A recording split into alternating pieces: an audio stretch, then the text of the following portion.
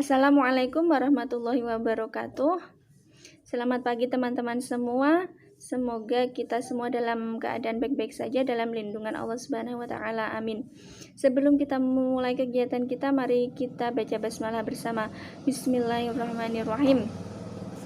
Langsung saja, kami dari kelompok 1 yang beranggotakan saya sendiri Laili Khosiah dan teman-teman saya Rita Nurhayati, Eka Mahindra Rahman, dan Aminatus Zuroh, kami akan menjelaskan materi yang akan kita diskusikan pada pagi hari ini, yaitu tentang penelitian lapangan. Apa sih penelitian lapangan itu? Penelitian lapangan atau disebut field research pertama kali diperkenalkan pada abad ke-19, yang pada umumnya metode ini diterapkan oleh peneliti antropologi dengan cara berinteraksi langsung dan hidup bersama masyarakat pribumi untuk mempelajari kehidupan sosialnya. Antropologi yaitu ilmu yang mempelajari tentang manusia, sehingga seorang peneliti antropologi jika ingin meneliti tentang kehidupan manusia itu, mereka harus terjun langsung ke dalam masyarakat yang akan ditelitinya. Kemudian, seiring berjalannya waktu, field research ini digunakan pula oleh disiplin ilmu lain seperti ilmu pendidikan, kedokteran, dan lain-lain. Kemudian, menurut Kinel-de-Bayle, studi lapangan adalah istilah yang sering digunakan bersamaan dengan istilah etnografi. Etnografi yaitu metode penelitian yang dilakukan untuk mengetahui makna sosiokultural pada suatu kelompok selama periode tertentu. Etnografi ini bisa dikatakan sebagai bidang penelitian ilmiah yang sering digunakan dalam ilmu sosial, terutama antropologi tadi ya. Kemudian, kalau menurut Lawrence Newman, penelitian lapangan memang sering disebut etnografi atau penelitian partisipan. Namun menurutnya etnografi hanyalah merupakan perluasan dari penelitian lapangan. Kemudian penelitian lapangan ini merupakan penelitian kualitatif di mana peneliti mengamati dan berpartisipasi secara langsung dalam penelitian skala sosial kecil dan mengamati budaya setempat. Peneliti secara individu berbicara dan mengamati secara langsung orang-orang yang ditelitinya. Dalam penelitian ini terjadi interaksi sosial atau tatap muka langsung dengan orang-orang nyata dalam suatu lingkungan tertentu dalam waktu tertentu. Dan dalam interaksi ini kadang-kadang bisa memakan waktu selama berbulan-bulan atau bahkan bertahun-tahun untuk mempelajari tentang mereka. Nah, bisa tentang sejarah mereka, kebiasaan mereka, harapan, ketakutan, atau mimpi-mimpi mereka. Bagi banyak peneliti, field research ini menjadi keasikan sekaligus sebuah tantangan tersendiri. Karena dalam berinteraksi dengan objek penelitian, si peneliti ini bisa bertemu dengan orang-orang baru, komunitas baru, mengembangkan persahabatan, dan menemukan dunia sosial baru yang mempunyai daya tarik tersendiri. Selain itu, dalam penelitian lapangan ini juga tidak ada matematika yang menakutkan ataupun statistik yang rumit, sehingga banyak mahasiswa yang senang dengan penelitian lapangan ini. Namun, penelitian lapangan ini membutuhkan waktu yang lumayan lama dan menguras emosional karena kita harus bertemu dengan orang-orang baru tadi, kita harus beradaptasi, menyesuaikan diri, dan kadang-kadang secara fisik juga agak berbahaya.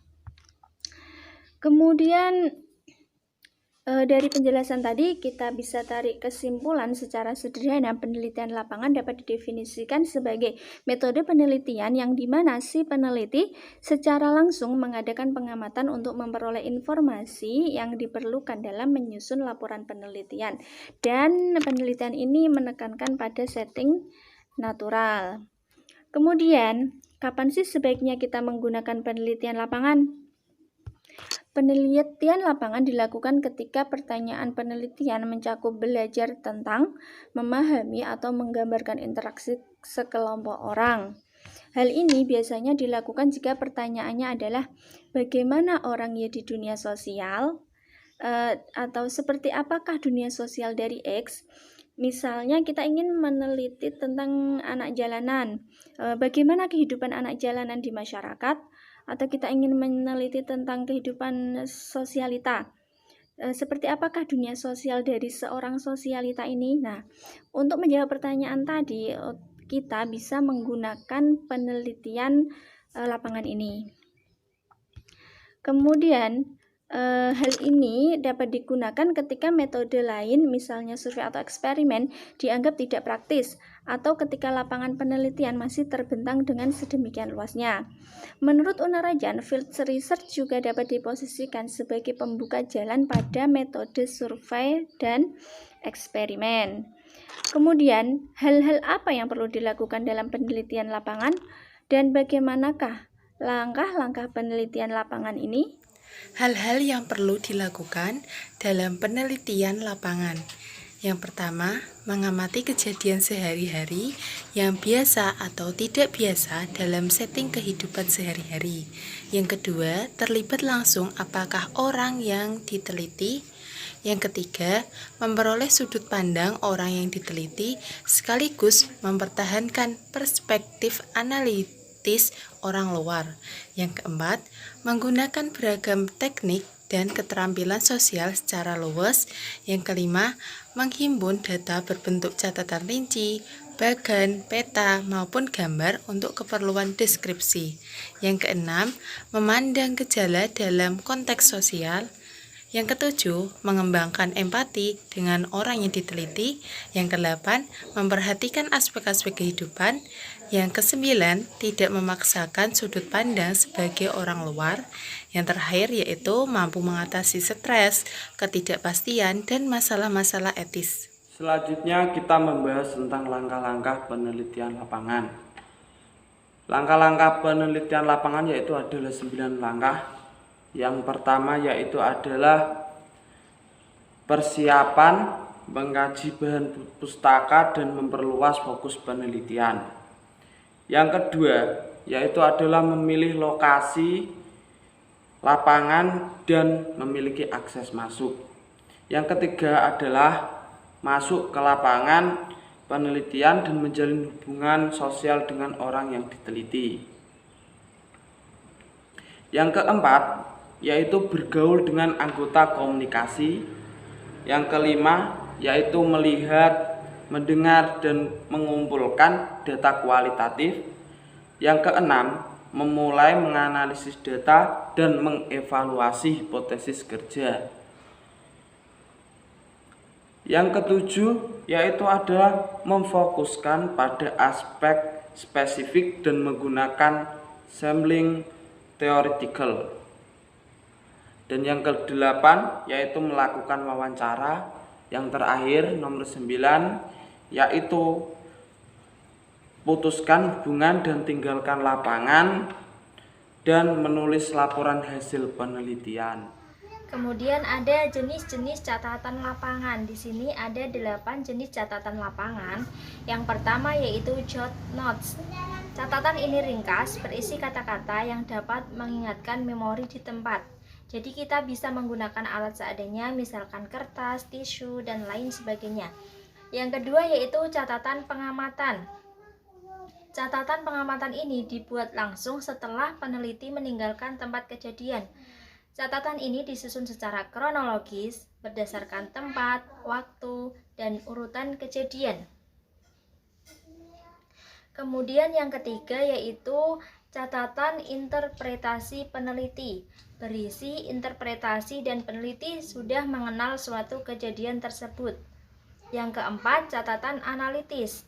Menuliskan taktik, rencana, keputusan, prosedural, serta kritik pribadi mengenai keputusan yang diambilnya sendiri. Yang kelima adalah catatan pribadi. Berisi catatan peneliti mengenai segala hal yang peneliti rasakan dalam mengadakan penelitian. Yang keenam, peta dan diagram. Berperan menggambarkan situasi di tempat kejadian dan memudahkan pembaca untuk memahaminya. Yang ketujuh yaitu rekaman video dan suara. Di mana rekaman dan video ini sangat membantu peneliti untuk mengingat kembali suatu kejadian dan percakapan ketika tahap pengumpulan data. Dan yang terakhir adalah catatan wawancara. Berisi catatan yang menerangkan kapan, siapa, bagaimana, dan isi dari pokok-pokok wawancara yang dibahas. Nah, selanjutnya yaitu apa sih kelebihan dan kekurangan penelitian lapangan? Di sini kelebihannya adalah untuk subjek yang diselidiki observasi akan menghasilkan data dan jawaban yang lebih akurat. Kemudian kekurangan dari penelitian lapangan adalah akan memakan waktu yang lebih lama dan biaya yang lebih besar. Terima kasih. Demikian presentasi dari kami. Apabila ada kesalahan kami mohon maaf. Semoga bermanfaat. Dan apabila yang ingin bertanya silahkan ditanyakan. Terima kasih. Wassalamualaikum warahmatullahi wabarakatuh.